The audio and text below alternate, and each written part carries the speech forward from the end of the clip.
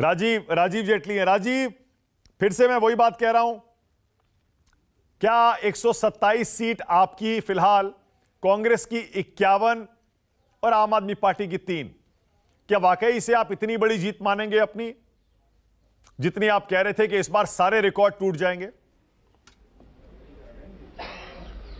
हाँ, नहीं, मैं तो मानक भाई आपको बताऊंगा कि ये आपने कहा 149 का रिकॉर्ड भी इस बार टूटने वाला है। जब ये ट्रेंड्स बता रहे हैं अपने आप में कि 127, मतलब ये लगा लीजिए कि एक जिस तरीके से मिडिल क्लास फैमिली का मीटर बिजली का दिल्ली में ऊपर की तरफ दौड़ता है, ऐसे भारतीय जनता पार्टी की सीटें गुजरात में दौड़ रही हैं।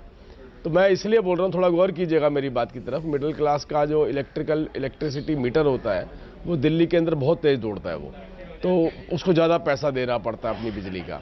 इसी तरीके से गुजरात के अंदर जो है हमारी सीटें अब जा रही हैं, और 149, अभी आधे घंटे और 1 घंटे की बात है, आपके पास ये ट्रेंड्स और क्लियर हो जाएंगे।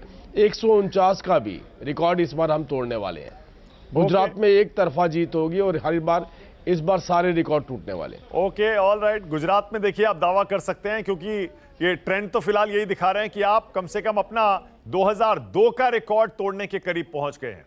2002 में बीजेपी ने 127 सीटें जीती थी, उसके बाद से लगातार सीटें कम हुई थी।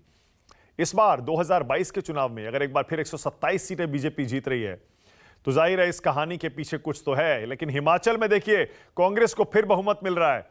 हिमाचल में 68 सीटें हैं, 35 का बहुमत का आंकड़ा, और कांग्रेस शुरुआती रुझानों में 35 पर पहुंच गई है। 2 बार शुरुआती रुझानों में कांग्रेस बहुमत के आंकड़े को पार कर चुकी है। लेकिन अब देखिए बीजेपी 34, कांग्रेस 34, लगभग वही आंकड़ा है जो न्यूज 24 टुडे चाणक्य ने दिया था, 33 और 2 अन्य को दिए थे। फिलहाल 34 हो गया है। अब देखना यह है, अगर 68 सीटों की विधानसभा में 34 होता है तो फिर क्या होगा। 34 मतलब टाई।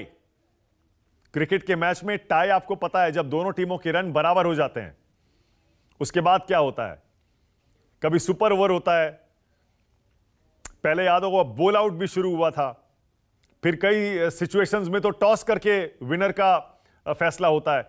लेकिन यहां अगर 34 हो गया 68 में, तो फिर क्या होगा, बड़ा दिलचस्प होगा यह भी देखना। आज से पहले कभी टाई हुआ भी है? कुछ याद पड़ता है राजीव जेटली, कभी टाई हुआ है ऐसे चुनाव में कभी? और टाई हुआ तो क्या होगा?